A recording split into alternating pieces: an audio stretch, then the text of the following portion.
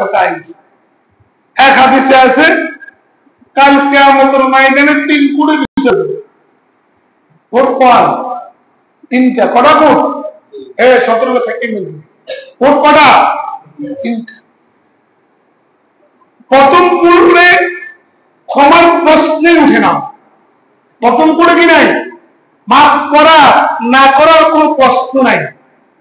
প্রথম কোণে মাফ করা না করার কোনো প্রশ্ন কি নাই। সেটা কি? হাসরের ময়দানে সমবেত লোকদেরকে জমা করার পরে ফেরেশতারা যখন তালিকা দেবে ইয়া মুমিন না কাফের, প্রথম তালিকা কি হবে? প্রথম গেট ইয়া মুমিন না কাফের। আল্লাহ চাইতো যদি কোন রকম ঈমান নিয়ে মরতে পারি তাহলে আরেকটা আগে এই প্রথম গেট তো বার হয়েছে। গেট করা তিনটা নয়, প্রথম গেট হইব এটা মুমিন না কাফের। যদি মুমিন হয় আলহামদুলিল্লাহ, আর এখানে কোনো সুযোগ জবাব নেই। এখানে সুযোগ জবাবের কোনো প্রশ্ন কি নাই। চাইবো আব্দুল রাজ্জাক মুমিন কিনা, আবুল কাসেম মুমিন কিনা, মুমিনের খাতার নাম আছে, ঠিক আছে চলে যাও। এই গেটে তো তুমি পার, আর কোনো কাম কাজ নেই। আর কোনো কাম কাজ কি নেই। আর যদি দেখে কাফের দূর করে জাহান্নাম, বিনা হিসাবে কি জাহান্নাম। আল্লাহ না করো কোনো আমলে কোনো কারণে বাস ফেরেশতাদের লিস্টে আমি কাফের, কোনো কথাবার্তা নেই। এর তো সুযোগ নেই। ডাইরেক্ট রেজরে কি করবো? জাহান্নামের দিকে নিক্ষেপ করবো। তাহলে আইসিন নেই। তাহলে কাফের আর মুমিন ভাগ এলাইন। যখন আরব গেড়ে যাইব তখন হুকুকুল ইবাদ, হুকুকুল জটিল কিন্তু নমাজিরা, আমরা হাজিরা, তবলিগীরা, পীরের মুরিদরা, মুরিদে গেছেন, হজ করছেন, মোবাল্লিগ হয়ে গেলেন, পরের মালগুলো আত্মসাৎ করে খাইতেছেন, ইসে বিপদে শুনেন হুকুকুল ইবাদ দাও এত আমল নামা কারো হক মারা আছে কিনা, কারো টাকা মারা আছে কিনা, কাউকে গালি দিছে কিনা, কাউকে অন্যভাবে জুলুম করছে কিনা, ওই যে আমরা তো আমরা জানি না। ওই মৌলিক ইল্লা লাদাইহি রাকিবুন আতীদ, সব তো এখানে জমা আছে। কম্পিউটারের মতন দেখাই অন্ত সোজা, অন্ত কম্পিউটারের তো সব কম্পিউটারে দেখবেন কি মজা। অন্যের মালকে আত্মসাৎ করে খাইতে কি মজা, কদিনের মজা, কি মজা লাগে। অন্যের মাল খাইলাম, অন্যের জমি খাইলাম, অন্যের হক খাইলাম, মজা বার করবো। একটু সামান্য অপেক্ষা, সামান্য একটু সামান্য অপেক্ষা করে এরপরে ব্যারিকেড হইব, আমল নামা টোকাও। এখন এইখানে যদি আপনি দেনা থাকেন অবশ্যই দেওয়া হবে, আপনি পাওয়া থাকলে অবশ্যই পাইবেন, অবশ্যই কি পাইবেন। কি সুন্দর ছায়া বঙ্গা খাই পকড়ে পেয়ে নাই আসতে চলে যাইয়ে এটা তো তৃপ্তিয়ে যেতে মরে যাবো, এতে গিয়া মরে যাবো। এত পুকুরের মাঝখানে গিয়ে খাই কি মজা আইছি, তার সংসার তো মাথাইছি। বাইরে তো নিয়ে আসি 2-3 ফেলে গাইছি, গরম গাইছি, মজা আইছি। এই মজা আর সাজা, মজা আর সাজা বেশ কম আছে নি, মিল আর বেশিন খাইতে লাগছে মজা, খাইব সাজা, খাইব গিয়া সাজা, খাইতে লাগছে মজা, খাইব গিয়া সাজা। এরপরে পুঙ্খানুপুঙ্খানু আপনাকে আপনার জীবনের প্রত্যেকটি সম্পদ জুলুম ন্যায় এটাকে এখানে দিতে হবে। আল্লাহ না করো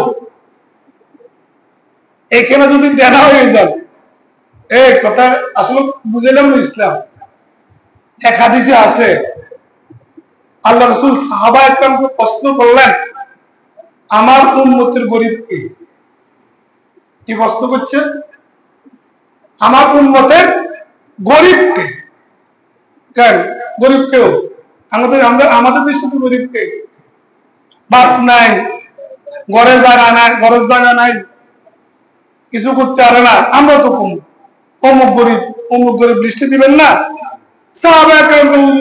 বাপ নাই, চাইল নাই, এই এমনি এমনি গরিব। রসুল হয় না, রসুল হয় না। আমার উম্মতের গরিব ওই লোক যার কিয়ামতের ময়দানে পাহাড় পাহাড় নেকে আনবো। অল্প নয়, পাহাড়ে পাহাড়ে নেকি আনবো, কর না কি আনবো? পাহাড়ে পাহাড়ে নেকি আনবো। দান করে অতারে দেয়, এতারে দেয়, অতারে দেয়, বুঝলেন না? নেকির কেউ আছে, গরিবরে দেয়, দুঃখীরে দেয়, দেয় আবার নতুন আনে। খেয়াল করছেন নি? দানবী রয়েছে আছে, মসজিদে দেয়, মাদ্রাসা দেয়, গরিব দুঃখীরে দেয়, দানবী রয়েছে না। ওর সব কল্যাণে আছে, নেকি তো পাইতেছে, নেকি আর নেকি, নেকি আর নেকি, মসজিদে আসা দিচ্ছে নেকি, 15 টাকা দিচ্ছে নেকি। হ্যাঁ, একজন গরিবের উদ্ধার করছে নেকি, একের পারলো শুধু নেক দেখছে, হাতে শুধু কি দেখছে? নেক দেখছে। ওটাদের দুই গায়ে এনেছে, ইয়েন দেয়, ওটাদের পুকুরের মাছ গায়ে এনেছে, ইয়েন দেয় না। হ্যাঁ, ওটাদের টাকা আত্মসাৎ করছে, ইয়েন দেয় না। ওটার উপর জুলুম করছে, ইয়েন দেয় না। এত তো নেকি দেখছে, দান দেখছে, নেকি দেখছে, আমি তো দিতে আছি, নেকি কামাইতে আছি। হ্যাঁ, আল্লাহ রাসূল না, আর উম্মতের গরিব হইলো জিগা শুধু কান্দ পাহাড়কে পাহাড়, কিন্তু লগে অভিযোগ আনব, লগে কি আনব? অভিযোগ আনব।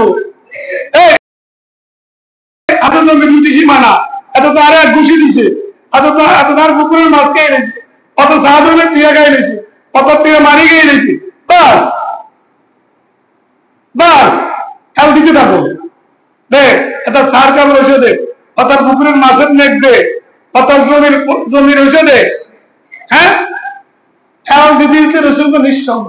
হ্যাঁ হ্যাঁ, যা নাকি কেমন কিছু নেই, অনেক কিছু নাই।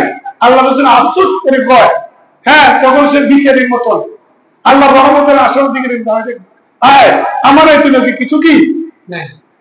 হ্যাঁ, তাহলে খেয়াল করবো, খবরদার, সতর্ক, সজাগ। কদিন বাঁচবেন? কেন মানুষের মালের প্রতি, কেন মানুষের টাকার প্রতি, কেন মানুষের সম্পদের প্রতি এত আক্রোশ? অন্যায় ভাবে, হ্যাঁ, ন্যায় ভাবে নেন, হিসাব দিতে পারবেন। অন্যায় ভাবে দিবেন, আল্লাহর খাদ্য জল অবশ্যই দিতে হবে। বুঝছেন? আমার কথা না, কারণ আমার কথা না। এরপরে বন্দার কোন যদি নিস্তার পায়, বন্দার কোন যদি নিস্তার পায় যে না, দেনা বেনা সুদ করে মোটামুটি বাঁচছি, কিছু আছে, কিছু কি আছে, তার সামনে যাবে। এইখানে ক্ষমা প্রশ্ন আসবে, ওই দুই করে ক্ষমার কোন প্রশ্ন কি নাই। এটা হলো আল্লাহর কোড, আল্লাহ অবস্থার কারণে পছন্দ করতে পারে। খেয়াল করি, বিপদের কারণে রোজা রাখতে মারিল, হ্যাঁ, বখিলের কারণে দান সহ্য করতে মারিল, কিছু আল্লাহর ইবাদত আছে না। এখন আল্লাহ চাইব, হ্যাঁ, ইন্নাল্লাহা ইয়াগফিরু লিমান ইয়াশা ওয়া ইয়াগফিরু, ইন্নাল্লাহা ইয়াগফিরু, ইন্নাল্লাহা লা ইউশরিকু, লা ইয়াগফিরু, ইন্নাল্লাহা লা ইউশরিকু, ইন্নাল্লাহা লা ইয়াগফিরু। যে শিরক করবে আল্লাহ পাক এদেরকে মাফ করবে না। শিরক ছাড়া আল্লাহ পাক যাকে ইচ্ছা মাফ করে দিবেন।